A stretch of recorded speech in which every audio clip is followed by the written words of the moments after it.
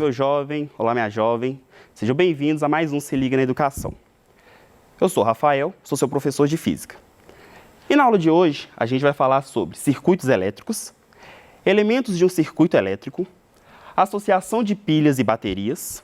Vamos falar também sobre leis de Ohm, choques elétricos e associação de resistores.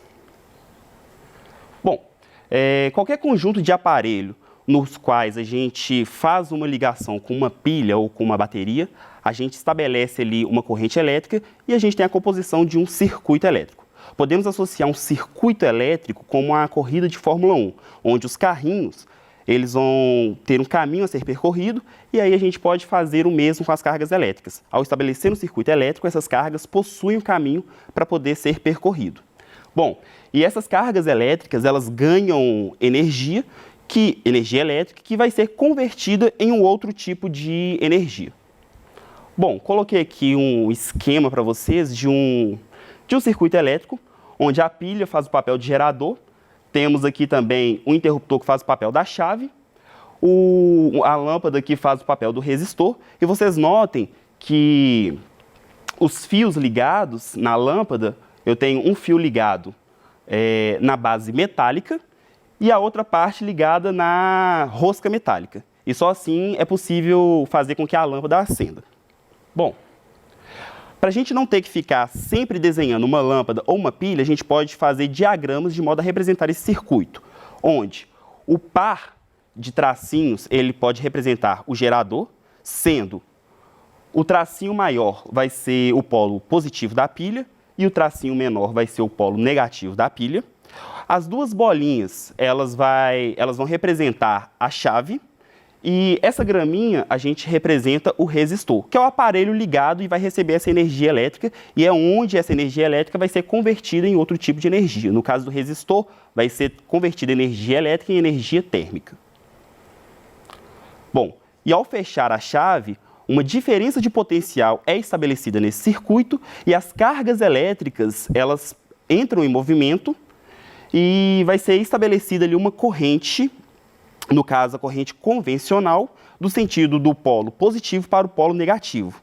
Vale lembrar que corrente convencional é o movimento de prótons e, embora a gente saiba que quem se movimenta na verdade são os elétrons, para fins didáticos, a gente considera a corrente convencional, ou seja, movimento de prótons. Relembrando, sabemos que quem se movimentam são os elétrons, corrente real, mas para fins didáticos, nós consideramos a corrente convencional, que é o movimento de prótons. Bom, e aí eu coloco para vocês um exemplo, uma questão do Enem que caiu em 2011. Um curioso estudante, empolgado com a aula de circuito elétrico que assistiu na escola, resolve desmontar sua lanterna. Utilizando-se da lâmpada e da pilha retiradas do equipamento e de um fio com as extremidades descascadas, faz as seguintes ligações com a intenção de acender a lâmpada. Então notem aí que o exercício ele te deu 7 ligações e tendo por base os esquemas mostrados, em quais casos a lâmpada acendeu. Então voltando no slide anterior, a gente tem que observar que a ligação ela tem que ser feita entre os polos da pilha, entre a rosca metálica e a base metálica. Se vocês repararem na imagem, em um está ok a ligação.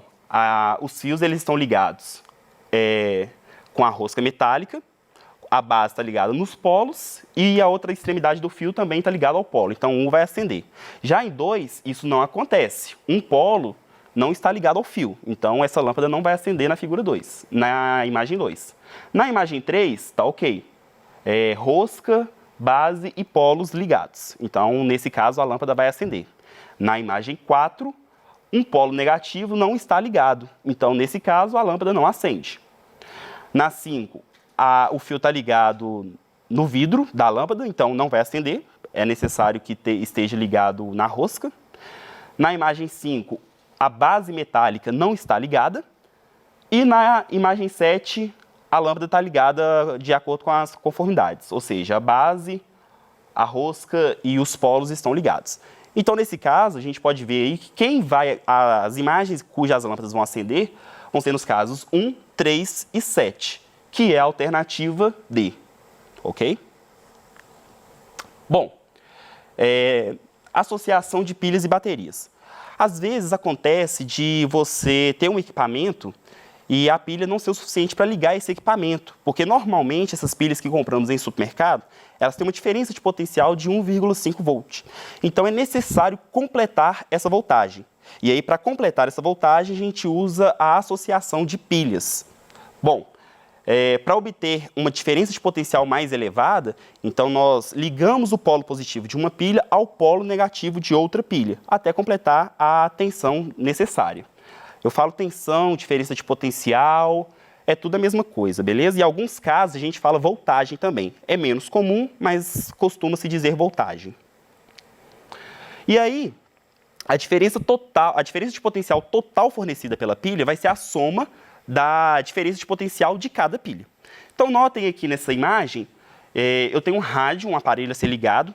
Esse rádio ele demanda de uma tensão de 6 volts. Bom, então eu fiz uma associação com 4 pilhas. Notem que eu ligo o polo positivo de uma ao polo negativo da outra. Para representar esse circuito e não ter que ficar desenhando toda hora uma pilha ou um rádio, a gente pode fazer o diagrama. Notem que eu fiz 4 pares de traços, sendo um traço maior e um traço menor, e o traço maior ligado ao traço menor da outra pilha, beleza? Bom, note que no exemplo foram ligadas 4 pilhas de 1,5 volts cada. Nesse caso, vai ser estabelecida uma diferença de potencial total de 6 volts. 4 vezes 1,5 vai dar 6.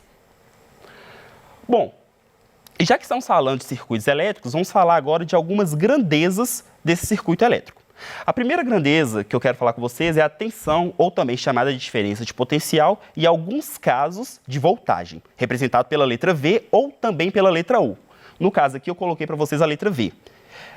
A diferença de potencial seria a quantidade de energia que cada carga recebe ao ser estabelecido essa diferença de potencial para que haja um circuito elétrico. Corrente elétrica. Corrente elétrica é o movimento de cargas. Ou seja, para a gente calcular a corrente elétrica, seria a quantidade de carga que passa numa seção transversal a cada segundo, beleza? E a unidade dela vai ser o ampere. Já a resistência elétrica, representada pela letra R, seria a oposição a esse movimento de cargas, representado pela letra R, e a unidade vai ser ohm, em homenagem ao físico alemão chamado Georg Simon Ohm. Bom, e aí a gente entra na primeira lei de Ohm. Georg Simon Ohm, ele estabeleceu uma relação que envolvesse dentro do circuito elétrico as grandezas tensão, corrente elétrica e resistência elétrica. E ele chegou na seguinte expressão: resistência é igual a tensão dividido pela corrente. Notem que se eu pegar esse I, que está dividindo, e levar para o outro lado, multiplicando, vai ficar V é igual a RI. Tensão é igual a resistência vezes a corrente. Quando eu estava no ensino médio, eu aprendi um macete para poder memorizar isso aí. Você ri. E aí eu costumo até dar uma risada, né, dentro de sala, para o pessoal poder dar uma memorizada. E aí eu coloco um exemplo para vocês.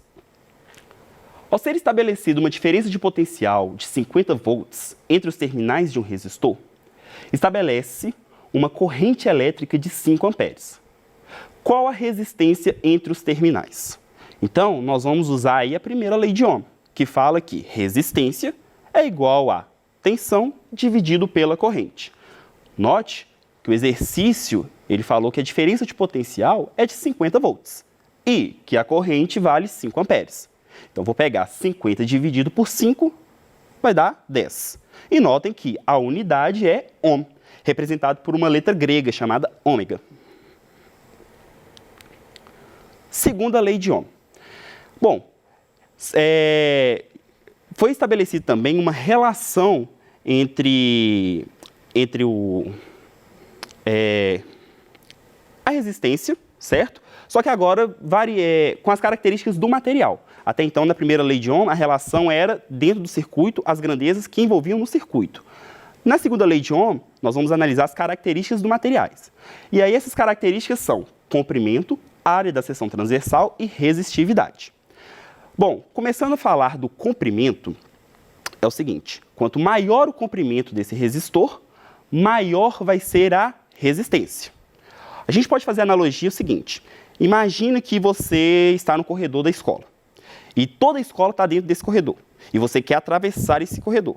Quanto maior for o comprimento desse corredor, mais difícil vai ser de você atravessar, beleza? Então, quanto maior for o comprimento, maior vai ser a resistência. A outra relação que a gente tem aí é de área da seção transversal. Quanto maior a área da seção transversal, menor vai ser a resistência. A gente pode fazer a analogia o seguinte: imagina que você está nesse corredor e eu vou aumentar esse corredor. Se eu aumento esse corredor, fica mais fácil para você passar. É o que acontece com as cargas. Se eu aumento a área da seção transversal, fica mais fácil para ele passar. Então, eu diminuo a resistência, beleza? E a outra característica é a resistividade do material. A resistividade é uma característica dos materiais, e quanto maior for essa resistividade, maior vai ser a resistência. A gente pode fazer a analogia com o mesmo corredor, só que um corredor está normal e o outro corredor está cheio de água. Qual que vai ser mais fácil? Você passar pelo corredor normal ou pelo corredor que está cheio de água? Obviamente, o normal. Então, quanto maior a resistividade, maior a resistência. E a resistividade, você não é obrigado a saber. Se você for fazer algum exercício que envolve a segunda lei de Ohm, o exercício tem que te informar a resistividade desse material. A gente pode fazer o exemplo aqui da prata e do cobre. A prata ela é melhor condutora de eletricidade do que o cobre. Por quê? Porque a resistividade da prata ela é menor. Se a resistividade da prata é menor, a resistência ela é menor também. Só que prata é mais caro do que o cobre, então a gente não fica usando prata nas instalações elétricas. E aí, existe também uma expressão matemática para a segunda lei de Ohm, que fala: resistência é igual a resistividade vezes o comprimento dividido pela área. Tá? Bom, R seria a nossa resistência elétrica, o ρ, que é uma letra grega, é a nossa resistividade, o L é o comprimento e o A é a área da seção transversal. Choques elétricos. Bom, gente, o nosso corpo ele é um condutor de eletricidade. Se ele é um condutor de eletricidade, significa que as cargas podem passar pelo nosso corpo. E quando isso acontece, a gente está tomando choque. E as consequências desse choque vai depender da intensidade dessa corrente elétrica e vai depender também da região por onde essa carga passa.